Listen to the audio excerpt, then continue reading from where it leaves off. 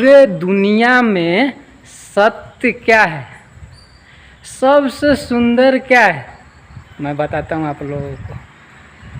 ईश्वर सत्य है, सत्य ही शिव है। ईश्वर सत्य है, सत्य ही शिव है। शिव ही सुंदर है, शिव ही सुंदर है। ओ सत्यम शिवम, सत्यम शिवम सुंदरम। तब भैया लोग कैसन बानी रहुआ लोग। हमार नाम नितेश बा, हम बानी बिहार पूर्वी चंपारण से। अब भैया लोग हम रहुआ लोग से बता दी, हम अभी आयल बानी तमिलनाडु में बानी भैया। मेहनत मजदूरी करी ले, काहे कि पेट के सवाल बा, ना कमा ली तो खा ली कहाँ से। आजू भैया नु दिन बा सोमवार, शाम के टाइम बा, टाइम होत बा 4। आजू वीडियो के शुरुआत ना कहनी सवेरे, काहे कि हमरा दिमाग में चलत रख दूसरे विचार। तो अभी नु हम आयल बानी बगल में एगो बहुत ही खूबसूरत, बहुत ही सुंदर मंदिर बा।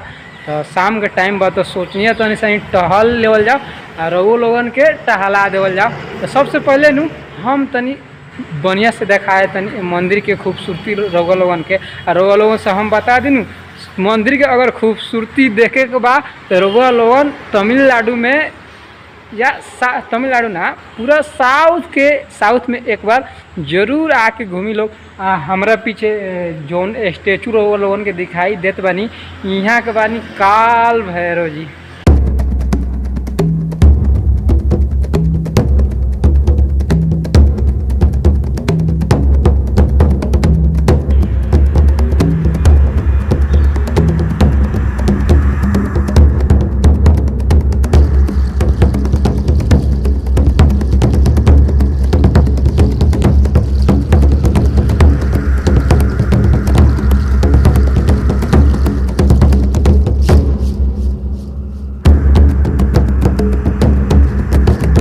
भैया लोग हम नु आगल बानी अपना कंपनी में। यहाँ के बानी तमिलनाडु के फेमस भगवान जी के रक्षक। एने बा हमनी के कंपनी। आज है काम कैनी है सर, है एगो प्लाट। आज हमने है एक प्लाट काम कैनी है सर। ओकरा बाद में लोड वोड ना आयल है। लोड वोड जाई तो वीडियो को शुरुआत तो दिने में कह दिले रहती हम। ओकरा बाद खाना वाना बना के आराम करतनी सर। गेल बा लोग 2 आदमी मार्केट, हम बानी रूमे पर। हेने कती नु तमिलनाडु के फेमस भगवान जी बानी, तनी चल जाऊँ वहाँ, तनी वहाँ के भी दर्शन करा दी रहुआ लोगन के का।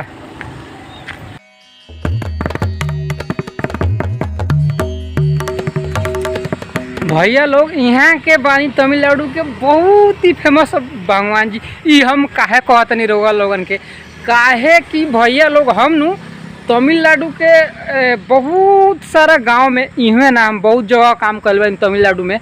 लगभग 2-3 साल से ज़्यादा ही से काम करतनी। और तमिलनाडु के बहुत गांव में घूमल बानी। जावना गांव में हम गेल बानी, तावना गांव में ये भगवान जी के मूर्ति हम जरूर देख ले बानी। तमिलनाडु के एगो गांव में 1 दर्जन मंदिर ना होके ई नहीं हो सकत। सबसे ज़्यादा लोग एगो आरो बात भाई, मंदिर तो बा, पूजा तो करेला लोग एने के आदमी लोग, लेकिन सबसे ज़्यादा नॉन वेज खाला लोग। एगो भैया आयल बनी हेने, तो तनी इनका हिंदी मालूम हो तो तनी पूछा तनी ये भगवान जी के बारे में। भैया आपको हिंदी मालूम है था? ये भगवान जी नेम क्या है? मुनियप्पन स्वामी। भैया लोग थोड़ा नाम भी थोड़ा अजब टाइप के बा, लेकिन जे भी बानी भगवान जी बानी। भगवान जी प्रणाम, कृपा कीजिए। तो भैया लोग आजू कथी करल जाओ, वीडियो को इमें समाप्त कर देवल जाओ। ओकर बाद मार्केट गेल बा लोग, आई लोग ओकर बाद खाना वाना बनाएम सा, खाएम सा, सुतम सा, बिहान ये सवेरे काम करम सा। तो मिलल जाए बिहान सवेरे एक नया अंदाज में। जब तक लिए बाय, जय हिंद, हर हर महादेव।